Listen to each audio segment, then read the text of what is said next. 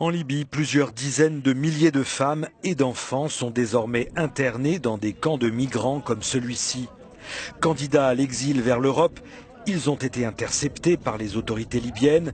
Selon l'UNICEF qui vient de publier mardi un nouveau rapport alarmant, la moitié de ces femmes affirment avoir subi des violences sexuelles durant leur voyage et les trois quarts des enfants déclarent avoir été agressés physiquement.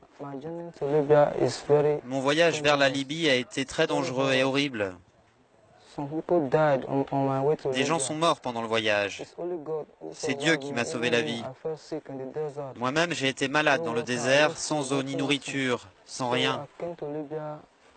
Puis je suis arrivé en Libye, et là j'ai été arrêté.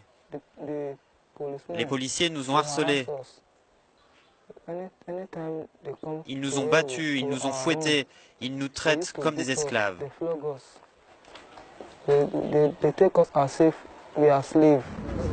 Lorsqu'ils ne meurent pas noyés en Méditerranée durant leur traversée vers l'Europe, la plupart des jeunes migrants sans famille risquent de sombrer dans la prostitution.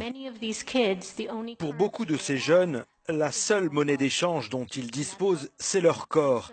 Et c'est ce qui leur permet de vivre dans la rue, explique cette porte-parole de l'UNICEF. La prostitution leur permet d'acheter des cartes de téléphone, ce qui est leur seul moyen de communiquer avec d'autres enfants. En réalité, dit-elle, nous sommes en train de fabriquer une tragédie humaine qui va durer pendant des générations parce qu'une fois que ces enfants sont dans la rue, et c'est ça leur vie, il est très difficile de les tirer de là.